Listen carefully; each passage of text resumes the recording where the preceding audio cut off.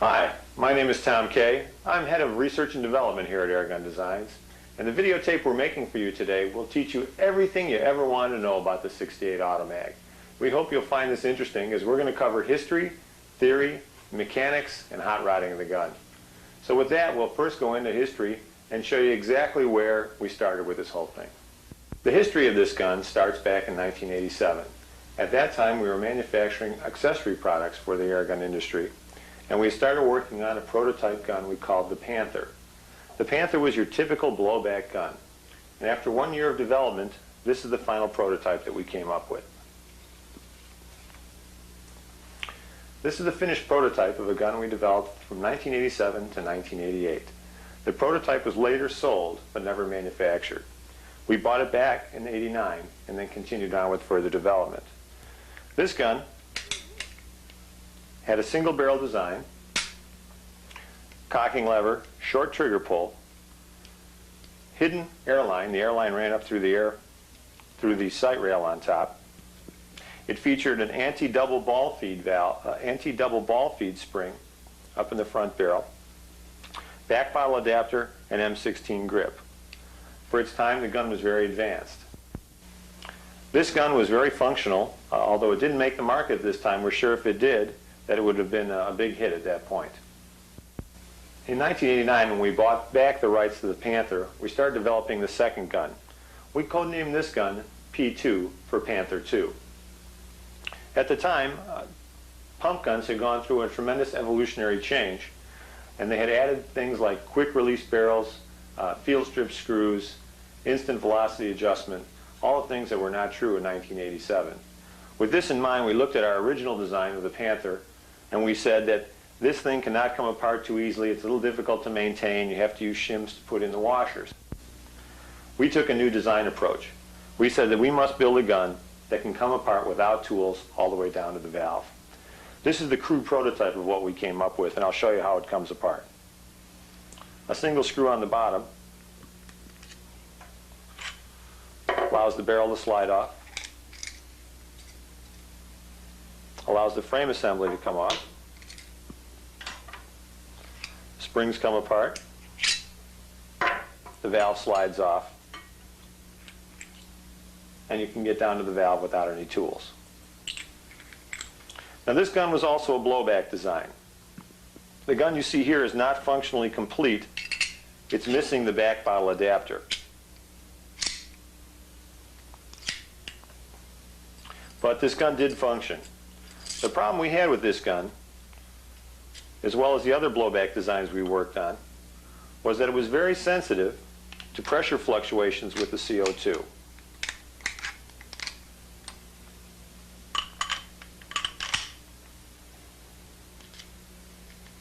The pressure fluctuations would cause a beat-down effect or a motorboating effect that would make the gun useless until the pressure came back up.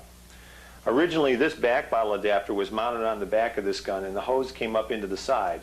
And as the system recoiled back and forth, the hose would flex. We felt this was the most reliable interconnection between the valve and the back bottle adapter. With the advent of this gun, we realized that we were up against a major problem with blowback designs, and that when the pressure fluctuates, it's hard to get the thing to recock. So after 2 years of development of blowback semi-auto guns, we sat down and we cleaned off the drawing board and we said, okay, what do we want? We want a gun that functions consistently and reliably under varying pressure conditions that we knew we were going to find in CO2. We also said we didn't want a full auto effect. We wanted the gun to lock up on that trigger mechanism all the time. The other thing we didn't want to do is we didn't want to have to over-engineer the trigger mechanism in order to grab a moving bolt and stop it while it's moving. This puts a lot of shock loads on a trigger system, and a trigger system has to be over-engineered to be able to withstand that type of load. So we drew a matrix of the 4 different valve systems we can use and the 4 different bolt systems that we could use, and each of these interconnected in this matrix to tell us what type of gun we would put together and what type of characteristics it had. The only gun that we saw that had the type of characteristics we were looking for was a pressure-regulated blow-forward system. And that's when we developed P3, again, code name for Panther 3, and this is the original prototype of that gun. The gun we're developing now is P4, It is functionally similar to this gun. The reason why we changed the major configuration name is because there are some major parts in here that have changed that cannot be interchanged with today's guns. But the concept here was that by blowing forward the bolt, a spring would always return it to the cocked position. You would never have a situation where your trigger mechanism would not lock up. Because the spring was pushing it back, you were not counting on a trigger mechanism to lock up that bolt. So there was no stress on the trigger mechanism and allowed us to have a much easier trigger mechanism. The pressure regulator we built straight into the gun. At the time we were thinking about a pressure regulating concept, we said, boy, we know we can get high pressures going. It'd be great if we could regulate the pressure down to 700 or 800 pounds all the time. That way we wouldn't have to worry about high temperatures or sun on bottles, creating high CO2 pressures and causing guns to go hot. But then we said, what about the other side of the coin? When the temperature drops, the pressure drops in the bottle, and then you have that same problem of not resetting or not getting enough velocity. So we said, well, what if we could make a gun function at such a low pressure that there would always be more than that pressure available in your tank, even if it got cold? Generally, tanks are somewhere between 550 to 1,000, 1,200 psi. So we designed this gun to run around 450 to 500 psi. That way there would always be enough pressure in the tank to ensure that the gun would cycle. And that's where we came up. So the next thing we'll do here is we'll go inside and we'll show you exactly what makes this gun function. Before we get into any discussion about the internal parts of the Automag, the first thing we have to do is describe what three areas this gun breaks down into. The first section we'll talk about is the back end of the gun, and that's the pressure regulator.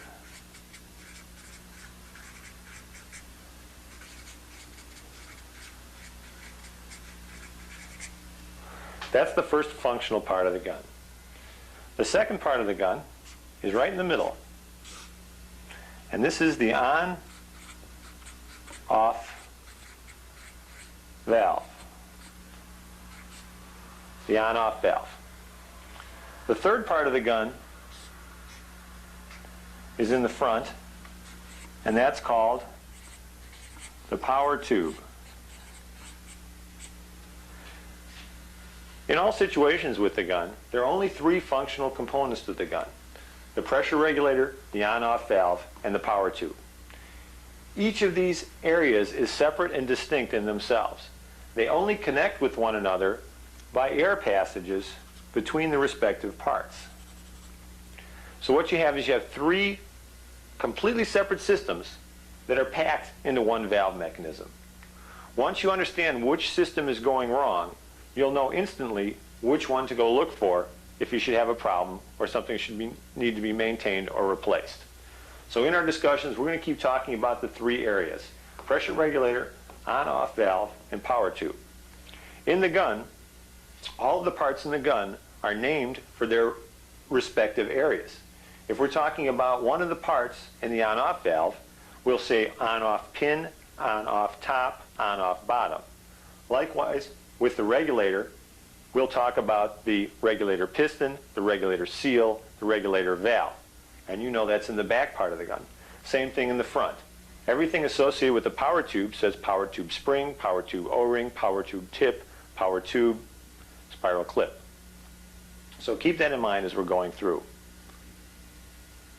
Next, we'll get right into the gun and let you take a look at all the individual parts. Okay, we're back with a stock 68 Automag that we're going to go through some of the basics. First of all, the overall construction of the gun is aluminum and stainless steel. Everything that you see is gray is made from 300 series stainless. We're one of the few guns on the market that is made from stainless steel, as it's a very durable but kind of rough material to machine and work with. We spent a lot of time trying to get our suppliers geared up to manufacture this, and we hope that you appreciate it. The gun has a removable 10-inch barrel, single piece construction. This is a level 6.6 gun. The difference between the level 5 and the level 6 guns, where the level 5 guns had this piece as a separate unit that stayed inside the gun. The level 6 guns dropped the ball directly into the barrel, and this gave us improved accuracy, improved efficiency, and reduced ball breakage. The gun slides in, the barrel slides into the gun with a quarter twist and locks in place. The back of the gun has the velocity adjustment screw. Just a very minor turn of this screw should be enough to adjust your velocity 10 or 20 feet per second. It's almost never necessary to adjust more than a quarter turn. A turn to a half a turn will throw your system completely off, and you'll be either way high or way low. An adjustment screw that's too far out will cause the gun not to cycle at all, and it'll be very confusing as to exactly what's wrong with it. This has happened on many occasions. The frame is a die-cast frame from Wargrain products. This is a stock grip. There are several optional grips available. Lapco makes a very fine grip. On the back side, we have the 9-inch Teflon braided hose. Many people ask us, why do we have this hose here? It sticks out, it causes a problem. Well, we feel that this is the most reliable way to link your valve system with the back bottle adapter. The reason why we didn't do a solid link to the valve body was because that would necessitate unscrewing a bunch of screws and nuts before you could pull your valve body out. At least with this loop of hose, you can now remove your valve body and not have any fear of having a leakage problem while you're out in the field. The back bottle adapter is your standard issue. There's one hint on the back bottle adapter that we want you to be aware of. When you screw a tank into the back bottle adapter, that's fine, it'll gas up. Many people will then unscrew the tank until the point that it degasses. If you do that, you must then turn it 1 or 2 more turns before you screw it back in. If you unscrew your tank just to the point where it degasses and try to screw it back in again, you will cut your O-ring in half. So watch that. We all want to save on O-rings. Now we'll go through the gun one part at a time, and we'll tell you all of the maintenance tips and the pros and cons of dealing with that part of the gun. First thing we'll do is we'll work on the barrel. The barrel has been OD ground on the outside to allow for a slip fit inside the main body. The O-rings here are what give you that slip fit tolerance. If you like a tighter fit, what you can do is you can take off an O-ring, put a thin piece of Scotch tape underneath the groove, put the O-ring back on over it, and you can adjust your fit that way. Some people like a little tighter fit, some people like a little looser fit. We try and design in for a medium to try and keep everybody happy. The other thing you'll notice about your barrel is that it has a wire nubbin. And we'll go ahead and pull this wire nubbin out and show you exactly what it's about and how to adjust it. The wire nubbin sits in its own groove. If you take off the forward O-ring, it'll just pop right out. And this is the wire nubbin. See if you can get a close-up. Now you see that there is a small bend in the end. This bend is what goes down into your barrel and prevents your balls from double feeding. It's a simple matter, if you need to adjust that, to go in with a needle nose pliers and adjust both sides of the wire nubbin. So what I've done is move the point further in, but I have not bent it in like this. That would be incorrect. I bent it to maintain the V. Maintain the V, but have the V protrude deeper in the barrel. When you go to put it back in the barrel, put the back end first, in underneath the O-ring, weave it in between the slot, roll the O-ring down over it. Now what you want to do is you want to look down the barrel and see how far your wire nubbin is sticking inside the barrel. You want it to stick in there about the thickness of a matchbook cover. If you're using small size paint, it needs to come in a little further. If you're using a large bore paint, it can stick in a little less. It's one of those things you have to adjust by eye and for the conditions you're playing in. Wintertime paint generally is smaller. Summertime and high humidity, they get larger. So seasonal variations may cause you to need to adjust that wire nubbin. On some barrels, this one doesn't have it, there is an extra notch slot. The extra slot is on the left side of the original slot and has a small wall at the end. These are ambidextrous barrels. You don't have to remove that wall. You only want the one notch. If you have a lefty gun, that notch will be removed, and you can have a left or a right side feed. We do offer that as an option. The barrel is the same barrel material used for the famous butt-or sniper, long known for its accuracy. We anodize the inside of the barrel. There's a lot of pros and cons about that, but we feel that the harder anodizing will last longer. A unanodized ID of a barrel can be made smoother, theoretically, but that smooth finish will not last as long as a hard anodized ID. We do polish the anodizing after it comes back from the plater to give it the smoothest possible finish. And that's everything you need to know about a barrel. Next, we'll go into field stripping the gun. The field strip screw, as many of you recognize, unscrews out of the bottom. The first thing you must learn about your gun is that you need to pull the trigger before you pull your valve body out. Pulling the valve body out, it should come straight back and then stop. And then you must push down on the hose slightly to slide it out the rest of the way.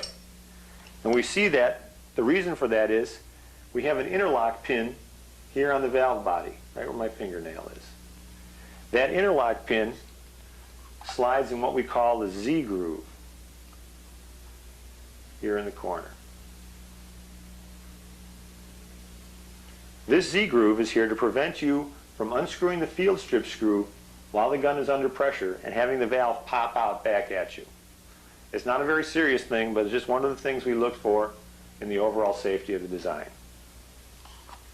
Once you take out your valve assembly, you realize that looking down the gun, there's nothing left in your main body at this point. Available for easy cleaning. We'll go to the bolt next. Here's your bolt assembly. Your bolt assembly consists of three pieces: your mainspring, your foamy, and your bolt. There are two types of bolts now, level 6.0 bolts and level 6.5 bolts. Level 6.5s have a small step on the pin inside the bolt here. You can't see it in the video, but if you're looking at one, you can tell the difference by seeing a small step there. If your bolt does not have a step, it's a level 6 gun. If it does have a step, it's a level 6.5 or 6.6. That's the difference. That step was put in there to promote more reliable sealing of the power tube O-ring. We won't go into the mechanics of it, but just understand it as part of our ongoing development to give you the very highest quality product we possibly can. The bolt springs. Bolt springs are made from music wire. It's a high tensile strength spring wire. This bolt spring is made from square wire. Usually springs are made from round wire. The reason for this is as the bolt flies forward, the spring collapses completely flat. And the square wire allows it to stack up evenly. Round wire wants to move inside of each other. Some of the very early Automags have got round wire springs. If you have one of those springs, just call the factory and we'll be glad to replace it for you for free. Your bolt spring may wear. If your bolt spring gets down below the front level of your bolt spring is worn out too far.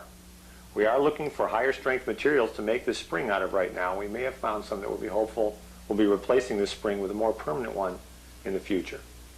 But for now, if you have any problems, please call the factory and we'll let you know. We do have replacements available in every parts kit.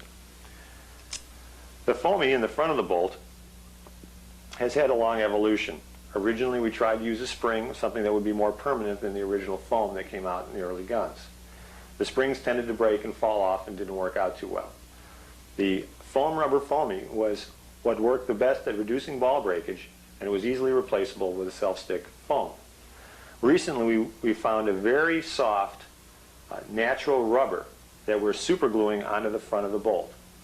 This natural rubber should last a season, or if not more, of use if not mistreated. If you have an old style bolt, all you have to do is take off your foamy, clean it with alcohol or some nail polish remover, dry it off real good, use some super glue, and stick this new rubber foamy on, and it should last a long time with good service. The back edge of the bolt is the edge that hangs up on the sear. The sear grabs just the very leading edge of this bolt, and that's what gives you that crisp trigger pull. If you see an edge that's starting to get round, that's a sign of wear.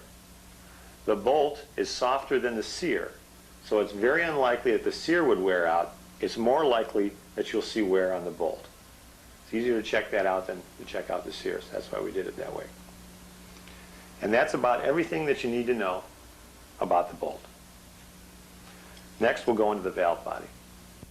Okay. Now we're moving on to the power tube. This is the power tube assembly here.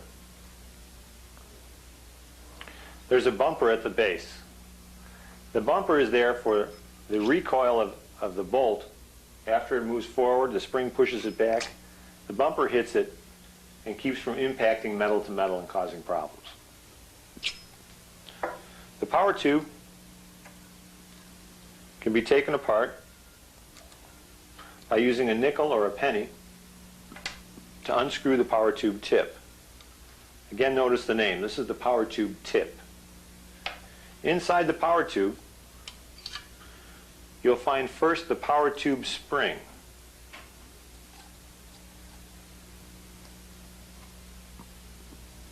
Power tube spring.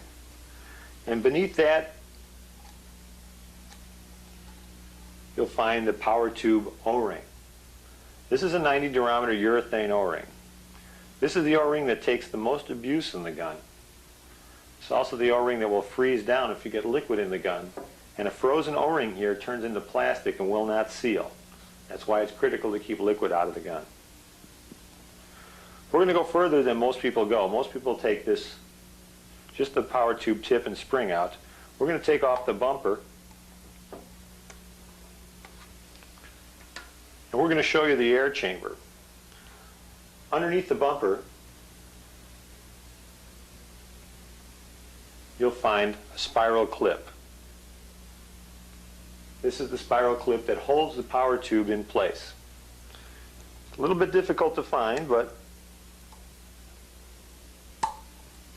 there's an edge that you can catch with a pick.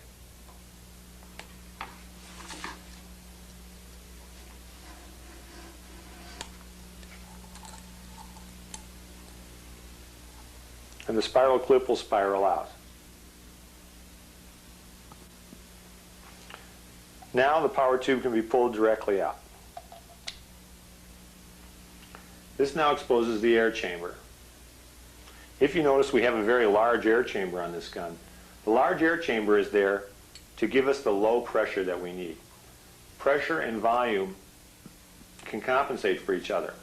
The higher the pressure, the lower the volume. The lower the pressure, the higher the volume. Therefore, our low pressure gun has a high volume air chamber. This is the power tube base. It has an O-ring that seals the air chamber. This O-ring at the base is usually not a problem and never has to be changed. Most people will never have a need to go into the air chamber. The one thing that you should check is there's a characteristic problem if the spiral clip starts coming out of the groove. If that happens, your gun will lock up. We have found several guns that do not fire for no good reason. If that happens, take off your bumper, look underneath your bumper at your spiral clip, and see if it's working its way out of that C-clip groove. If it is, just push it back in and everything should be fine. A spiral clip that's working its way out will cause the power tube to cock sideways, and when it does that, it pushes the bolt against the barrel and then will refuse to fire. Now with the power tube removed, we'll go to the back of the gun and we'll break apart the pressure regulator.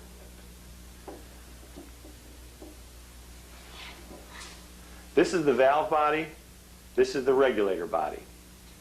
The regulator body is part of the pressure regulator system that we talked about on the chart. This is the power tube, area number 1. The center section is the on-off valve, area number 2. The regulator is area number 3. So remember, these are 3 separate and distinct systems. So we'll put the valve body down for a minute, and we'll take apart the regulator. Now if you zoom in, you can see that this seal here is one of the most important seals in the gun. This seal is what regulates your pressure. If this seal is to leak at all, this will cause erratic velocity with your gun. If you get a situation where you have erratic velocity, or if you get a first shot hot, clean off this seal or replace this seal. This seal snaps in one way hard. The other way is usually easy. It comes out very easy one way. One way you have to snap it in hard. You want the seal to go in the way that snaps in hard. That way when you take the gun apart, it won't fall off in the grass and get lost. We have 2 air passages. A slotted face is an older style passage. The new style passages have a larger air hole drilled through the regulator. If you have an older style slotted face, please call the factory and we'll be glad to drill that hole out and update it for you. We have another large O-ring out on the side. This generally is not a problem O-ring, but there is one extra in the parts kit if you need it. There is also a spare regulator seal in the parts kit. Good maintenance on the regulator seal is to clean this off with your thumb whenever you take the gun apart. Microscopic dirt on this seal will cause problems. So we'll pull this off and put it aside, just so you can see how the whole gun comes apart. Now, your regulator adjusting nut is something most people don't want to go into, but we'll take it apart here.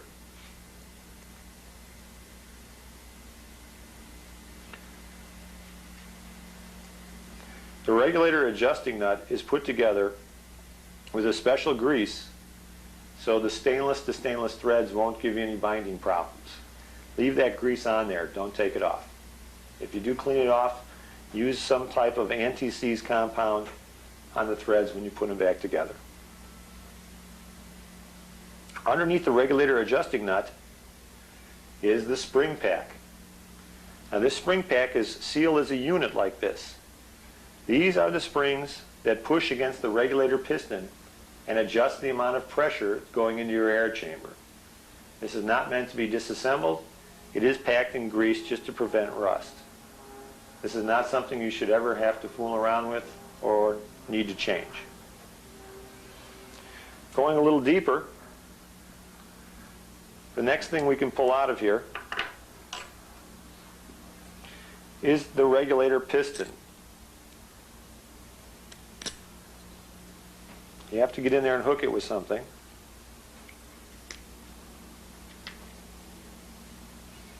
And pull out the regulator piston. Now this piston is what opens and closes your valve to let more or less pressure in from your tank. When the piston is first installed, we do grease it and put it in here. Many people do not clean this. You need to clean this every few months or so. Certain parts of the country happen to have a phenomena we call dirty CO2. Many of the CO2 tanks are very old and they get an accumulation of black crud that comes out of them and will wedge this piston into the regulator body. When that happens, the gun starts getting erratic. You need to pull this out and you'll see a large accumulation of black dirt and stuff. Clean that all off. Clean it off inside here and you should be okay. Grease it lightly when you put it back together. The regulator piston has built into it a blow-off valve. This is not user adjustable. This is preset at the factory. If your regulator should fail or leak and get beyond the prescribed pressure, this blow-off valve will start venting air out the back of your gun. This is a common occurrence if you get liquid in the gun. If the gun should start blowing out the back, do not shoot the gun, let the gun vent down, or point the gun in a safe direction and fire to unload the residual pressure. If it continues, stop immediately, take the gun back, call us if you need to. And that's all the things that are involved in the regulator portion. Next, we'll go on to the valve body. This is a cutaway of the Automag valve body. The parts we have just disassembled were the regulator adjusting nut, the spring pack, which is in here, the regulator piston, and the part we didn't mess around with, which is inside the regulator piston, is the blow-off valve. The part we looked at before was the regulator seal that's right up here. Next, we'll go into the regulator valve. Take a look at that. That's in the forward valve body section. This is your valve body. In the front end of the valve body is the regulator valve. Some people say this looks like a German hand grenade. If you look at your spring will often trap different debris that's coming through your CO2 tank. So you want to keep an eye on that spring. It acts like a filter. If there's any problems with it or anything caught in that, clean that spring off when you reassemble the gun. The regulator valve pokes into the regulator body. If you look very closely, zoom in on that, and you'll see that there's a small gap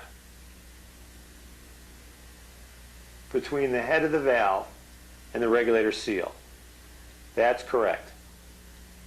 That should not be touching that regulator seal right at this point. When the regulator piston moves back under pressure of the gas, that's when that valve comes in and seals.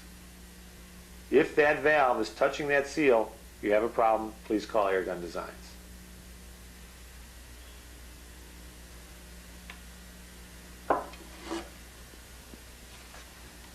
As we said, there are 3 functional parts of the gun, all of them interconnected by air chambers.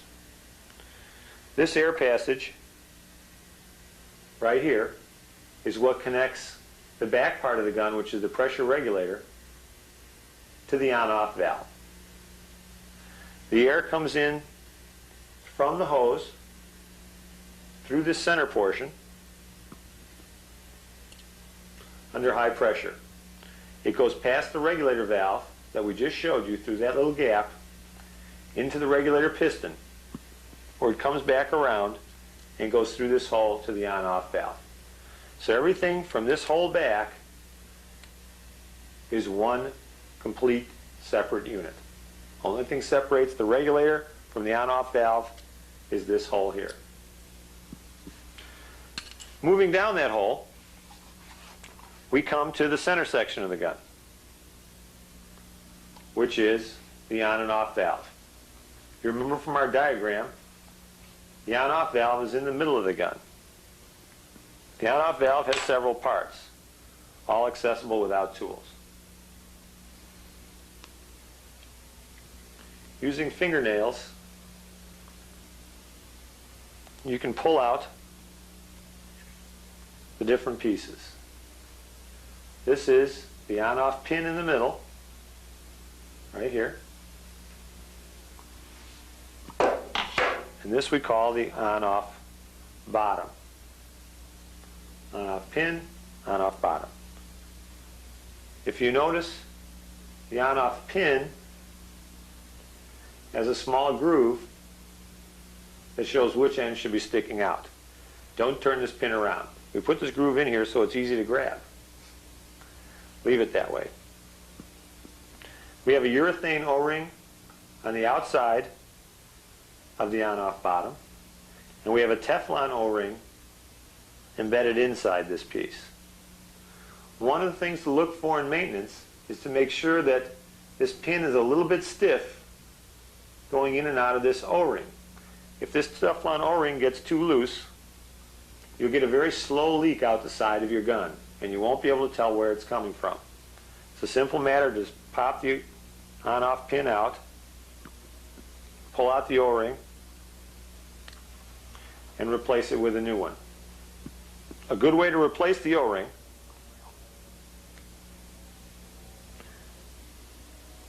is to lay the O-ring on a table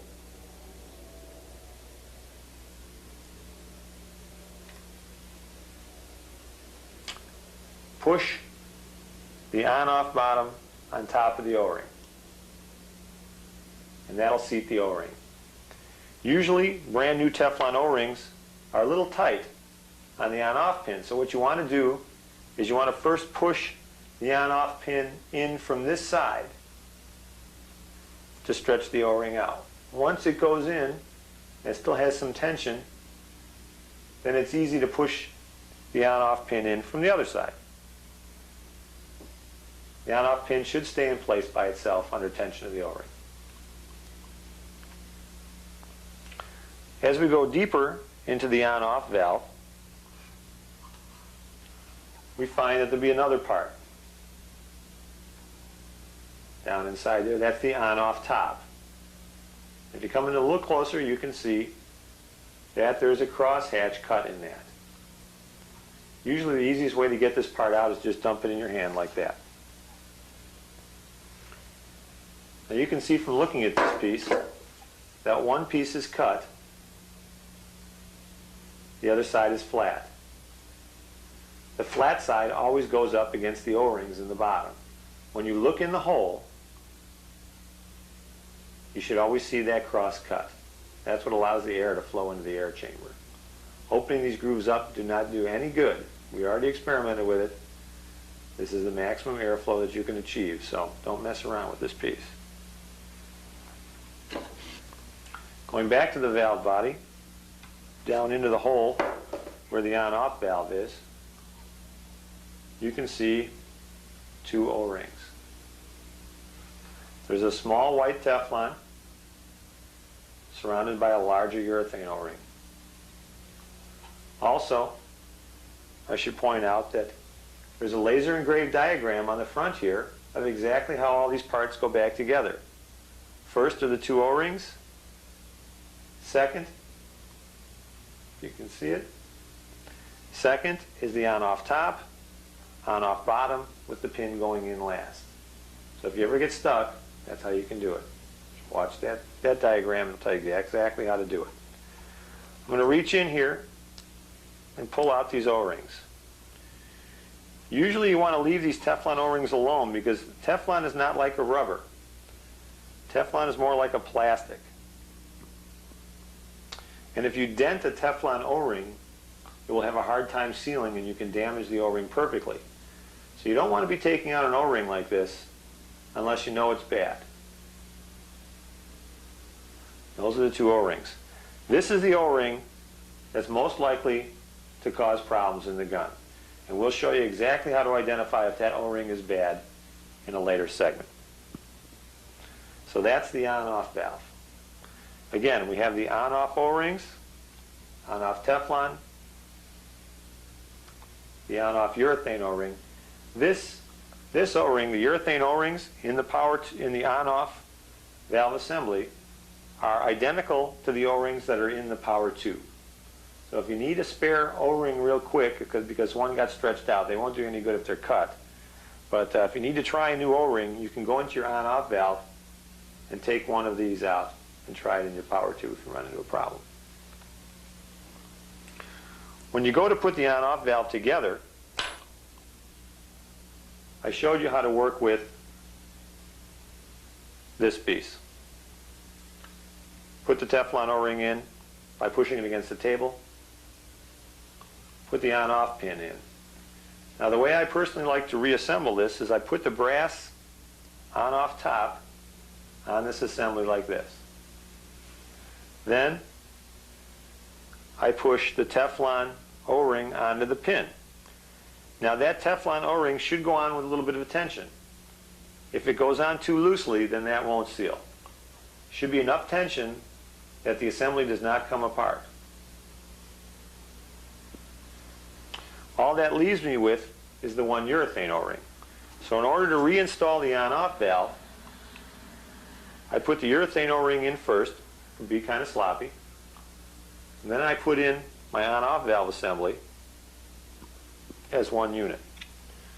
And that pushes the whole thing into place. Voila.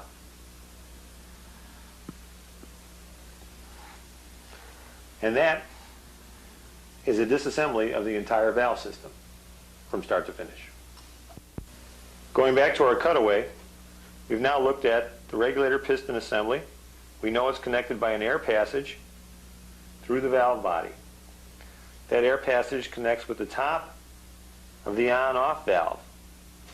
The on-off valve controls the flow into the air chamber. The on-off valve is actuated by the trigger mechanism, so when you pull the trigger mechanism, the pin pokes up through this top white Teflon O-ring and shuts off any more gas flow into the air chamber. This is what happens just before firing. Now that we've taken apart the valve body, we'll go toward total disassembly of the rest of the frame. First thing we can do is pull off the back bottle adapter by unscrewing its two bolts.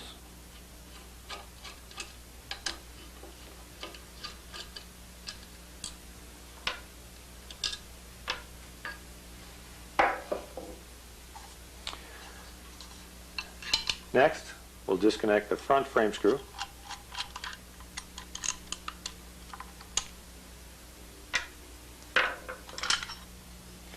And the body comes off. Once the body is off, you can wiggle the frame off. The frame is held on in the back by a steel spring tube. So you may have to wiggle it off of there a little bit.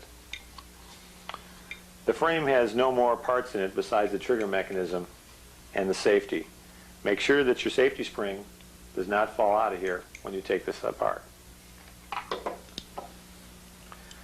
Now we're down to the sear that's inside the rail. The sear mechanism has several parts. First thing we'll do is we'll push it up through the rail.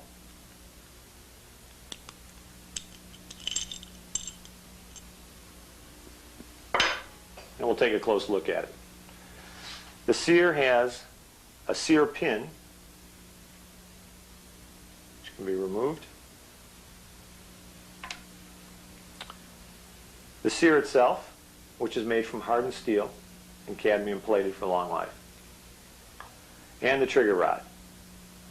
Many people try and adjust this trigger rod to get better trigger performance from the gun, but that's not what it's there for. The trigger rod is just there to take up slack in the trigger mechanism. If you try and adjust this, you will just send your system out of whack, and it won't do you any good and it won't improve your performance. So leave that trigger rod alone. This leading edge here, take a closer look at it. This leading edge is where the bolt locks up against the sear. If this edge is ever filed or become damaged, the sear is no good. You need a nice sharp edge on the corner of this portion of the sear. This back portion of the sear is what pushes up on your on-off valve. So what you have is you have a teeter-totter effect here. As the sear, as you pull the trigger mechanism, well, in this case you pull the trigger mechanism this way. First thing that happens is the on-off valve pin gets pushed up into the O-ring and shuts off the flow to the air chamber. The timing is such that just a fraction of a second after that O-ring closes off, the bolt lets go of the front edge of the sear here, and the gun fires. The bolt then returns, the sear hooks the bolt up, and the on-off pin comes down and lets more air into the air chamber. That's the entire sear mechanism. Back to the rail. The rail now is basically bare, except for the twist lock in the front. This twist lock pin is spring loaded. You can see it flex a little bit there. That's the pin that locks your barrel in place. It's pressed into the rail. You generally don't have to take it out. There's a set screw in the bottom here that just holds the spring in there that causes it to be spring loaded. You should never have to take that apart.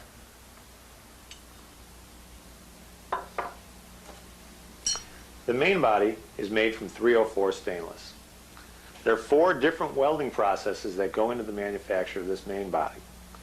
This main body is by far the most difficult piece to make in the entire gun, even beyond those parts that are machined. The 4 welding processes are: we spot weld this nut on the bottom. We TIG tack weld the washer into the main body. That washer is then copper brazed in a single operation. Comes back out of the oven. A TIG weld then spots the feed tube onto the main body, and it goes back into the oven to be nickel brazed around the base of the feed tube. That's before we bring it back here and sandblast it and make sure everything is right with it. But there are several types of washers that we've used in the main bodies. The latest washer is much thicker and has much more surface area to copper braze into the tube. Anybody having any washer problems, please contact the factory. Now we have totally disassembled the Automag. We'll take just a few seconds here and show you exactly what to look for when you're reassembling the gun and how to do it quickly and efficiently. We'll start with the valve body. Start with the small pieces. First, the regulator valve and the cone spring. Slide that in. Doesn't come out, that's fine. Next, we'll take the large on-off O-ring, pop that in its hole, right there. We'll then take the on-off bottom and the on-off pin. Slide the one inside the other, making sure that I have the notched end facing toward the O-ring end of the on-off.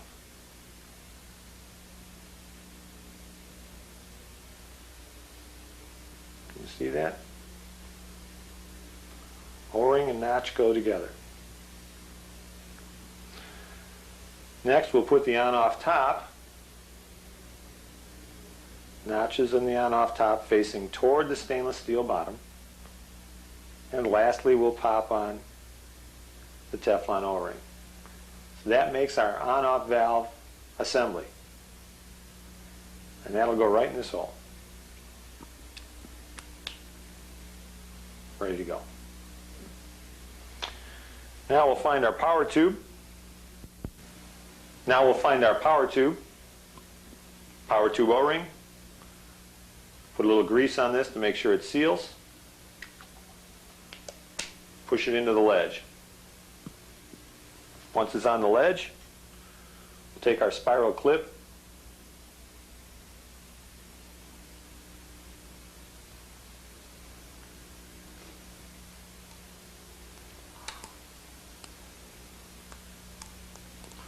work it into the groove, making sure that it's all the way in the groove, all the way around.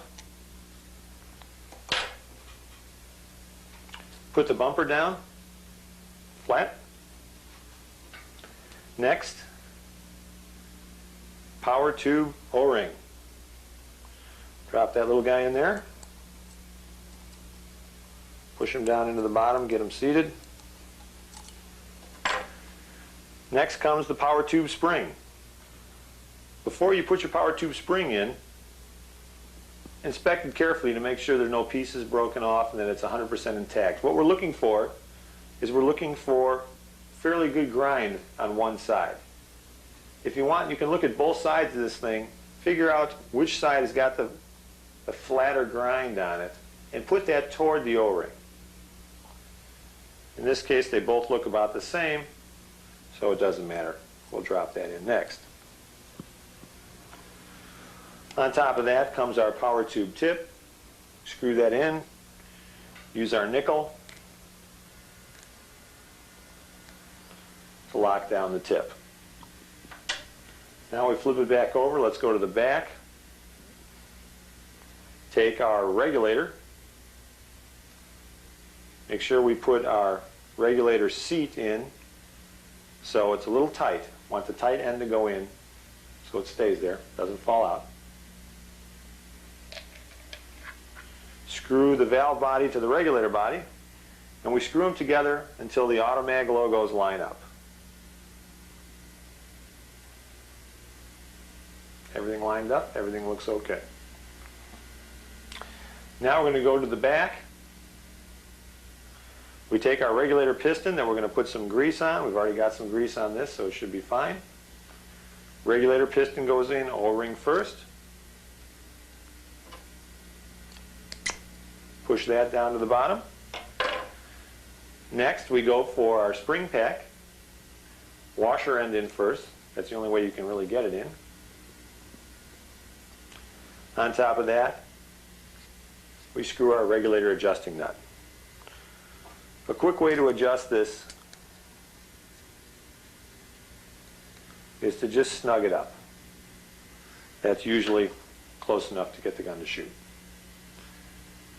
Now to this, we pop on our bolt assembly. When we do this, we check to make sure that the bolt assembly slides freely on the power tube. If it doesn't, that usually means something's wrong. So check that. Next, we put on our bolt spring, checking the length, looks good. Our soft rubber foamy is looking good. And we want to look right here. You see that little crack between the rubber bumper and the bolt? That shows that we're resting on the O-ring inside the power tube. That's correct. That's exactly what you want to see. You want to drop it on there and see that crack. That means everything's perfectly aligned, ready to go. That's our complete valve assembly with very few tools ready to go. Now let's go to our frame. Frame and rail combo. We'll pick up on our sear. Put our sear pin in. Special hole up front here that we've put in here to allow you to pull this sear in and out at will. Slide the clevis and trigger rod through that hole and pull the sear pin down into its slot. We try and make for a tight fit there. So make sure you get that seating all the way down in there. Looks good. Make sure you got easy movement and you're fine. Since we didn't take out our twist lock body, we're just going to leave that in there. Now comes one of the trickier steps in getting the frame onto the rail. A lot of people have problems with this, but there's a very easy way to do it. What we do is we aim the trigger rod at the point behind the trigger that we want it to come out at. Like this. We want it to come out right here behind the trigger. So the easy way to do is aim like this, come down,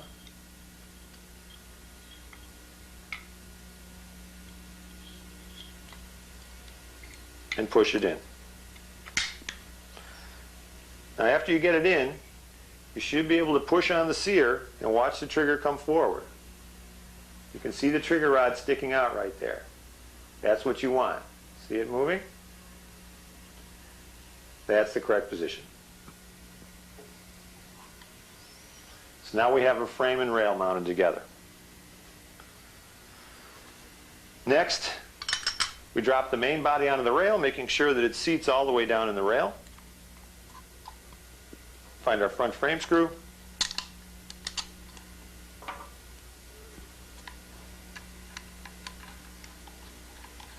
Screw that down.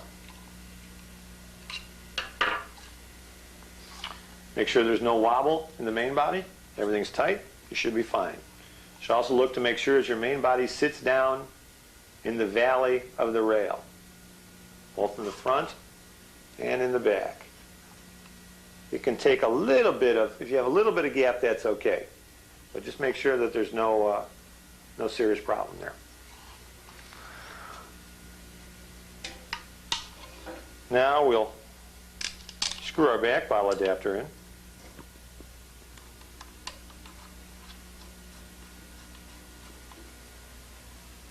You might want to Loctite these in place.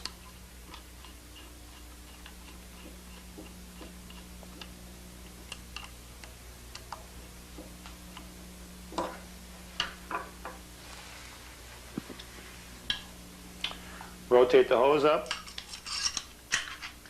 Slide the valve assembly in. When you go to slide the valve assembly in, you want to look to line up this notch, that pin in the notch. Slide forward. Remember, it's got a Z shape to it. Push it all the way forward. And we'll put in our field strip screw.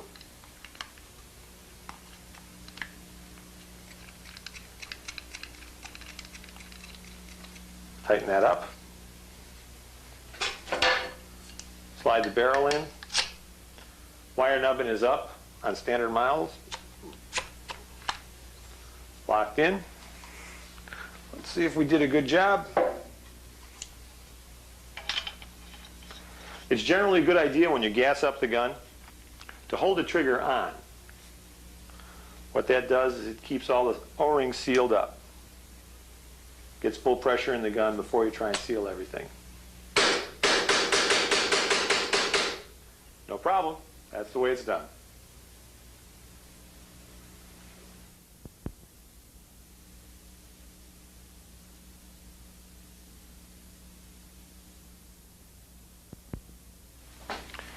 As we told you before, there are three main areas to the gun.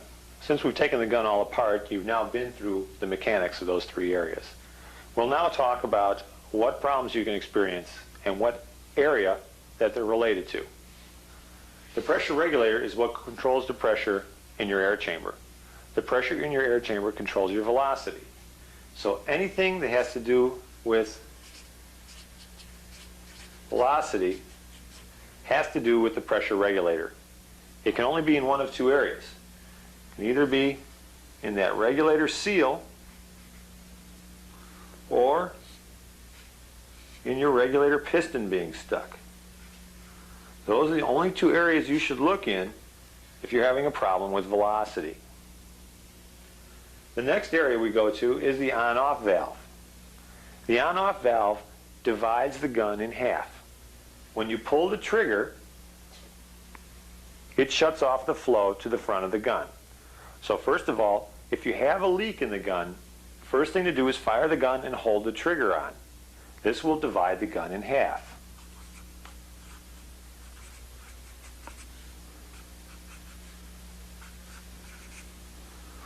That's an important concept. Now, if you're leaking down the barrel and you fire the trigger and hold the trigger on, it continues to leak down the barrel, you have not divided the gun in half.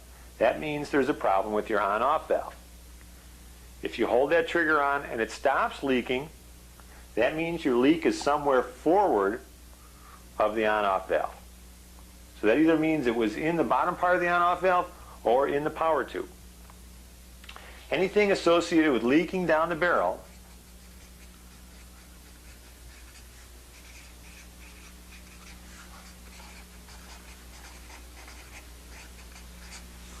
is associated with the power tube.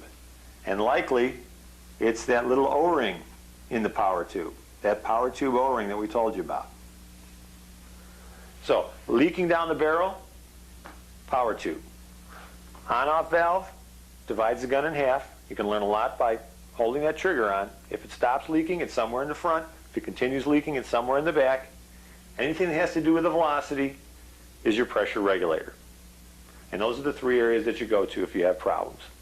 The on-off valve also has another characteristic that if you fire the gun and hold the trigger on, you'll get what we call a lawn sprinkler if you have a bad Teflon O-ring. The gun will go like a lawn sprinkler and only occasionally leak air. When that happens, you need to replace the little white Teflon O-ring that's down in the bottom of your on-off valve. So let's remember that. Lawn sprinkler.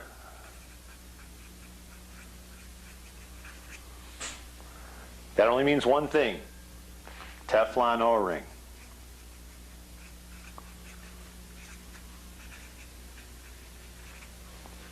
Pressure regulator. Velocity, what do we look at? We clean. Regulator piston. And we clean or replace the regulator seal.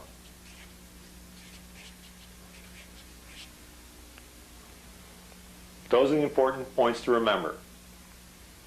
So those are your three major sections of the guns and the problems associated with each one.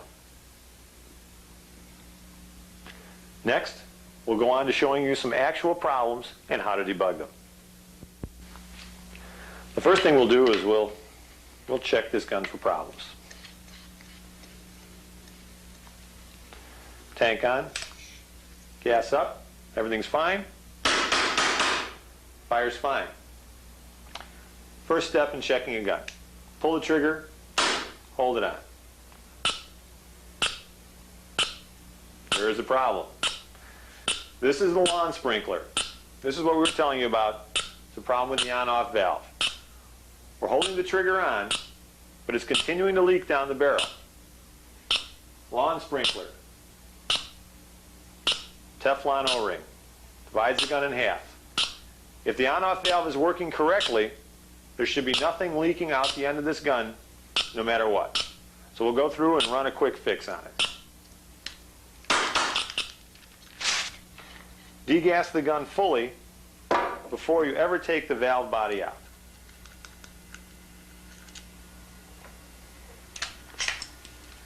Strip your valve, pull out the on-off, bottom and pin, take out the brass, and in this case the Teflon O-ring came out by itself, so we'll put that aside. We'll go to our trusty Automag parts kit that has all of the rubber parts and rubber seals that are necessary to fix the gun. It has one of every rubber part that goes in the gun. Again, I'll use my favorite method of putting this together. I'll put the Teflon on the pin. It's a new Teflon. It goes on a little snug. It's fine. Check to make sure it doesn't fall off. Pull out my valve body, hook it back in.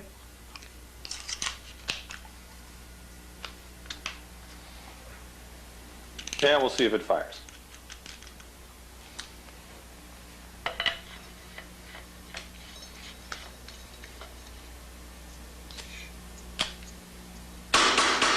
Fires okay. Hold the trigger on. Everything's fine. We now have a functioning on-off valve. Problem number 2. Screw on the tank. Check our tank pressure. No problem. 850. Hold the trigger on. Leaking out the back of the gun. What could the problem be? Fire the gun. The gun is hot. We go back to our chart. We know we had a hot shot. Had to do with velocity. Another thing we should add to this list is leaking out the back.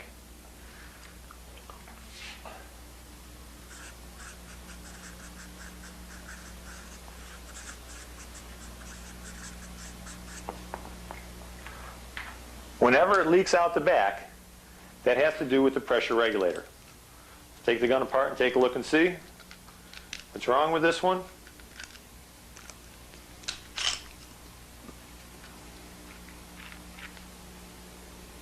In this case, somebody forgot to put the regulator seal back in. Now, we did this for demonstration purposes, but you can see what would happen if your regulator seal were to be left out, or if it were to get a piece of dirt or something clogged into it. You would see air leaking out the back. So let's put our regulator seal back in. Tight end in first.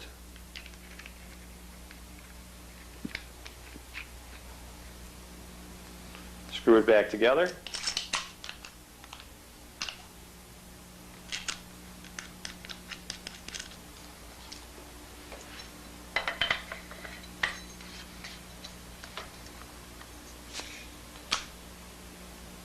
No more leaks. Everything's fine now.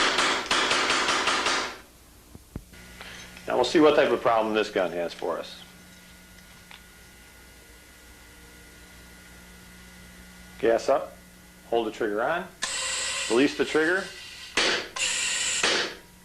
hold the trigger on, no leak, let the trigger off, definitely barrel leak. On-off valve working correctly,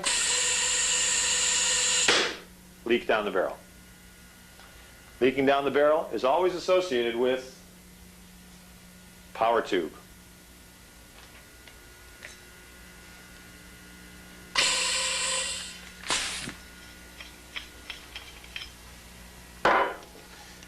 Degas the gun.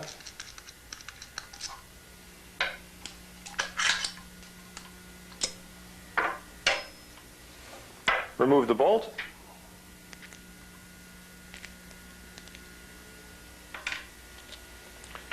Take off the power tube tip.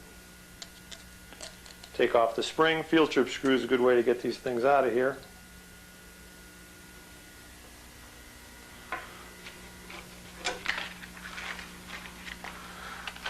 See, we'll pull out another power tube O-ring from our handy parts kit. The spring in.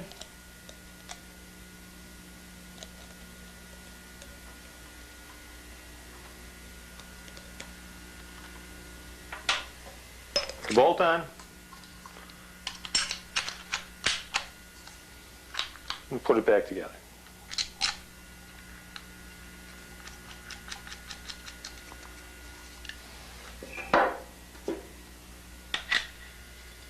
Put a fresh tank on.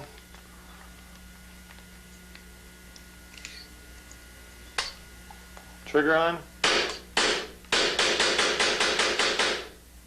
All fixed. Now we have a new power tube O-ring in this gun. What we're going to do is we're going to force this gun to go liquid. The liquid is going to go past the O-ring. It's going to freeze that O-ring up. It's going to start gushing down the barrel once that O-ring gets too hard and gets like plastic and won't seal anymore. The first thing we want to do is pull the trigger and hold the trigger on and let that O-ring warm back up. Let's see if we can get it to go.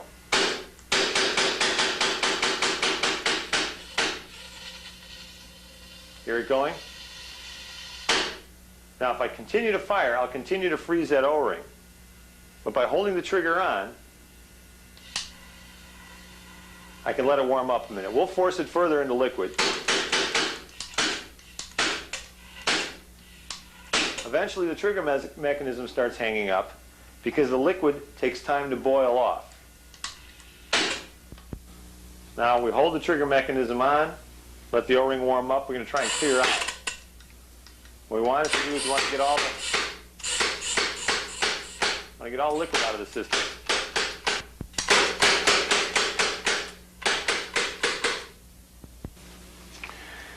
Next we're going to come up with a gun that has what we call classic bolt stick. Bolt stick can happen when you're either rapid firing or when you get a drooping shot or you double ball feed. This gun is a severe example of it. Now the bolt's locked up. The only way to reset the bolt is to go in and push something against it. Watch the trigger click out.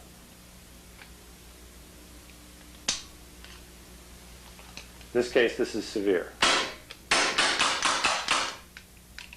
And we're locked up. And it comes back out. This happens under rapid fire conditions in extreme cases. What we can do to check for this is take something like this piece of plastic rod, remove your barrel, put it down against the bolt, hold it lightly there, and fire the gun. When you get the gun to burp like that, if it's going to bolt stick, it'll bolt stick now. In this case, we've got it. What do you do when you have bolt stick? The first thing you do is replace your power tube spring. It's the first thing you want to do.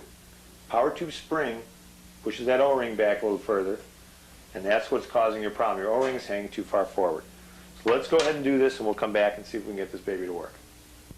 All right, we replaced the power tube spring. That's the little copper-looking spring inside the power tube. You can just barely see it sticking out here. Now let's go ahead and check this gun for bolt stick.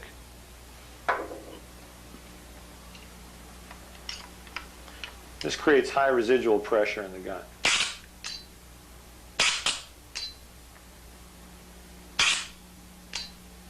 No more bolt stick. The bolt stick can be a combination of bolt spring or power tube spring. The thing we want you to remember is that if you've got a bolt that's sticking, it's a spring, not an O-ring. It's in the power tube, either the spring or the bolt. Everything else is fine. I'm holding the trigger on.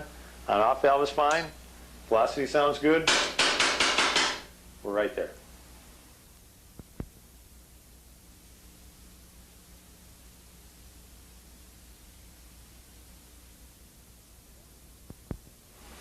Now we're on to our favorite section, the performance tournament guns. We have with us today Tim Gavin, otherwise known as Sandman from Team Swarm. He's one of the fastest triggers we've ever recorded. In certain strings, he's recorded up to 9 shots per second with an Automag. He's not using his gun today, but he's using another gun that we've set up for tournament use. And what we're going to do is we're going to have him fire over a packed Mark III chronograph, which times the time period between the shots. And we'll give you a little review to see what he's doing. Ready, Tim? Yep.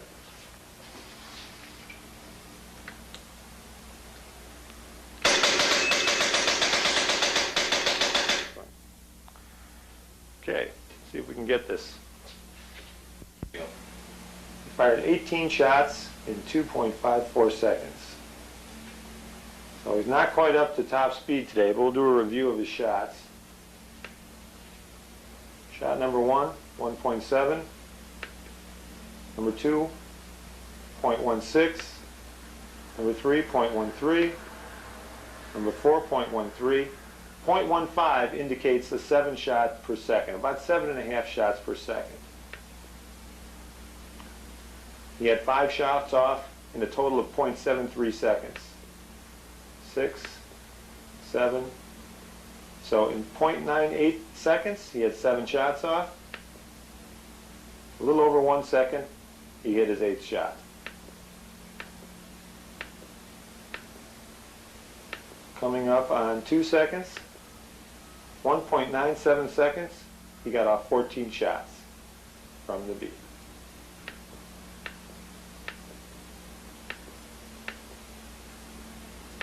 Get back to that end.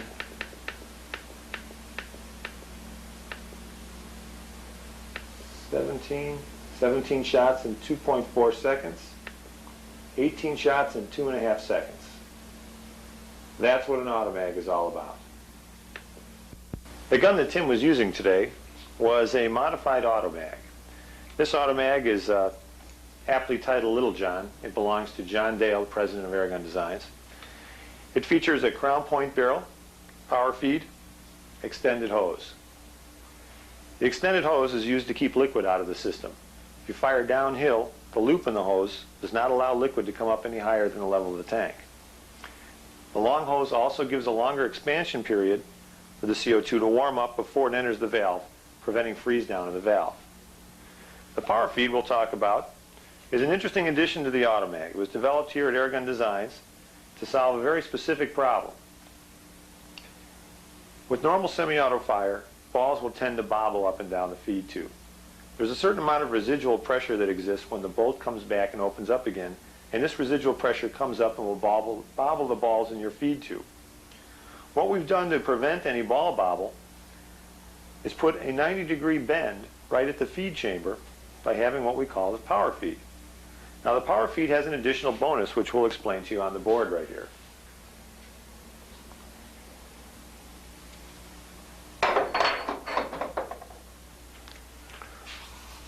Under normal circumstances, a ball will be in the chamber and several balls will be following it down the feed tube. The air blast tends to bobble these balls up. With the power feed, we have a right angle feed with the plug. And the balls move down and make a right angle bend before they enter the chamber. Now what happens are the ball bobbles up and instead of going up the feed tube, it ricochets off the back wall of the power feed. Now there's an extra timing advantage here because as the bolt is retracting, the ball is bouncing off this back wall and actually ricocheting into the chamber. So what you get is you get the energy that's normally wasted in throwing the balls up the tube gets reversed and throws the ball into the chamber. And that's how you get a very fast feeding mechanism. We don't sell it as a standard option because it does block your sight picture over the top of the gun. It's not for everybody. It's only for heavy users. Your long ballers and your guys that shoot more than 500 rounds of paint in a game are a good candidate for this feature.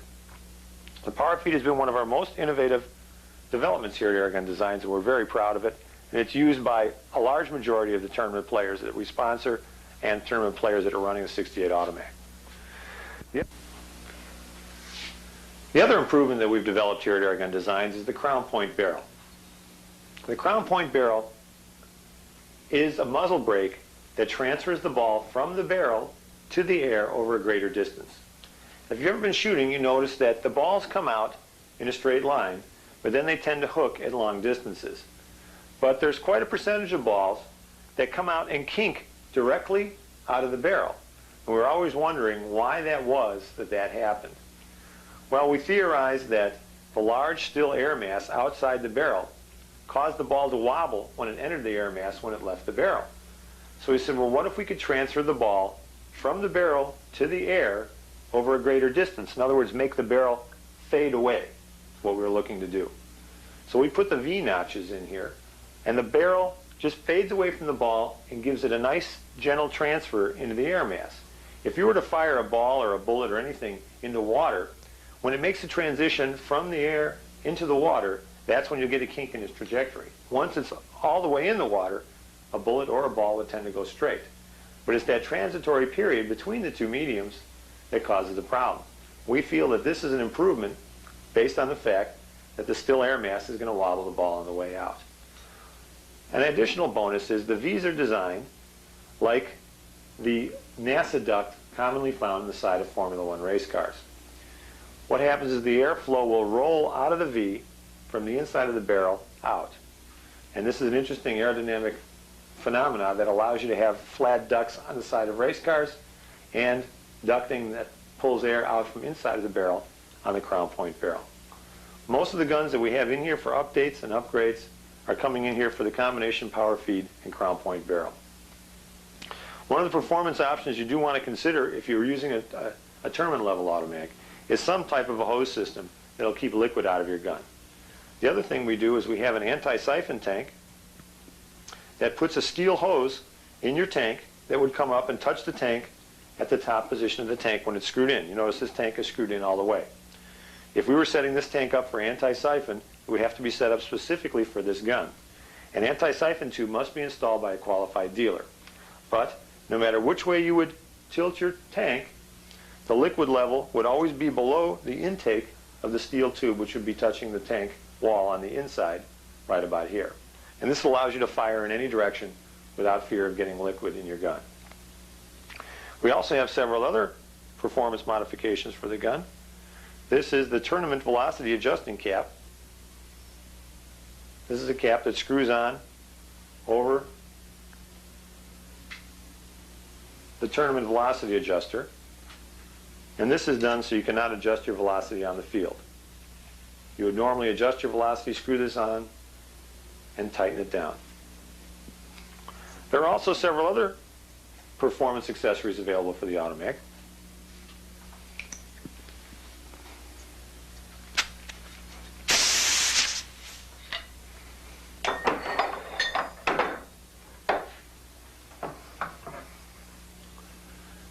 This is something you've probably all been hearing about. This is an Airgun Designs nitrogen system. This is the same thing with a smaller shot size capacity. These tanks fill with high pressure nitrogen at about 2,500 psi. The tanks are rated at 3,000 psi. They're aluminum cores with a fiberglass wrap.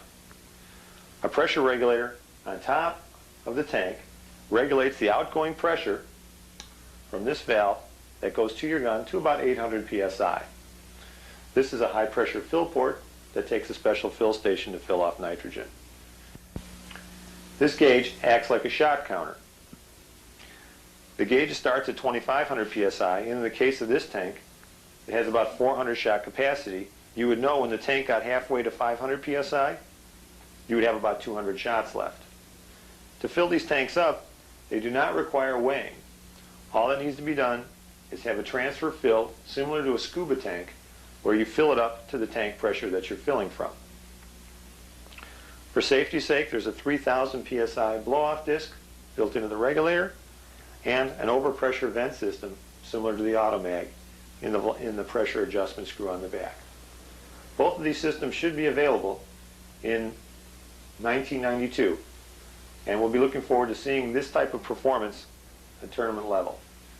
With nitrogen or with compressed air in these tanks, there's no fear of liquid or freeze down and no temperature pressure fluctuations, which allows you to play under all weather conditions, hot or cold, winter or summer.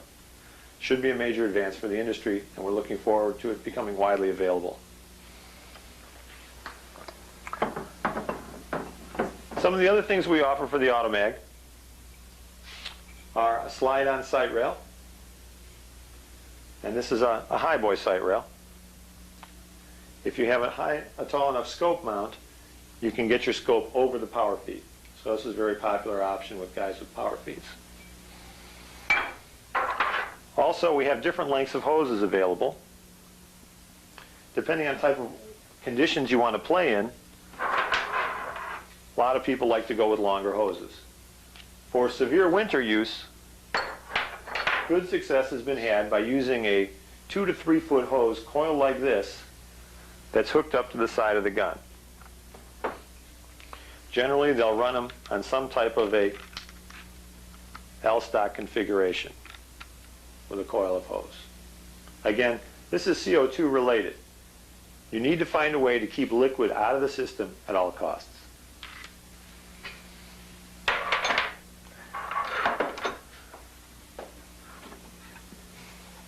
We include a view loader with the 68 Automag because we feel this is the best feeding loader on the market.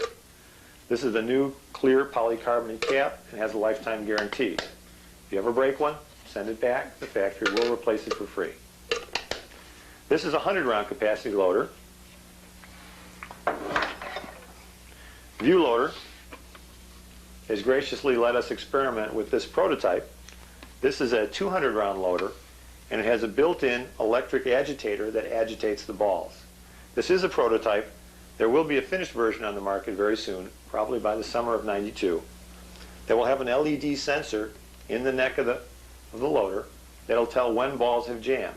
When the balls jam, the sensor will tell the motor to start turning automatically, ensuring a continuous feed, even with a packed 200-round loader. Just the thing you need for a power-fed Automag. We also have other models available. This is the Mini Mag. It's a vertical front bottle version of the Automag. It features a quick disconnect coupling on the sides for no external hose, an extended main body with venting for that assault pistol look. Still has a removable barrel, and a vertical front bottle. Internally, it's the same as the Automag. In addition to the Mini Mag, we have the gun that we call the sidearm. This is a police and military training pistol. It's the first holsterable semi-automatic 12-gram pistol. It holds 8 shots, which are spring-loaded in the clip. A 12-gram cartridge screws into the front, and the gun is ready for police training. This is a new product that will be out in limited quantities in '92. And that's some of the models that we have here for you at Airgun Designs. Accessories for the Automag include everything you see on this table, including power feeds, vertical front bottle adapters, tournament caps, shorty barrels, crown point barrels, extended sight rails, various length hoses, auto lube, view loaders, both 100 and 200 round, nitrogen systems, speed stocks, parts kits, which are highly recommended, and of course the famous 68 Automag t-shirts and Airgun Designs patches. Please contact your dealer or call us directly if you'd like one of these options.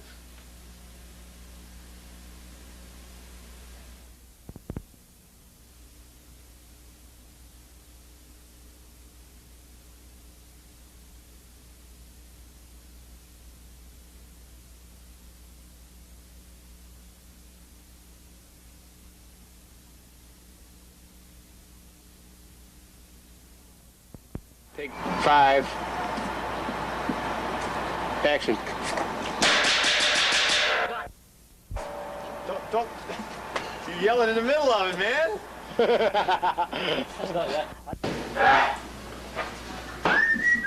Sound. Talk for a bit. Hi, my name's... Hi, this is Crazy Tom and it's Crazy World of Paintball. I'm I'm General Knowledge and the Cranium Commandos. in the thing. How does this work? Now. Am I receiving? Would I like to receive? 7. Take Ready? 7, put it up, dude. Take 7. Action. All right. Pull it out there. Sorry. Dennis, stop laughing! Daytime.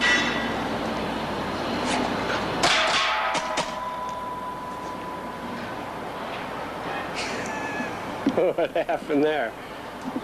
Great balls. This is our mini mag. Take A1. A1. Mini mag. Ready? Action.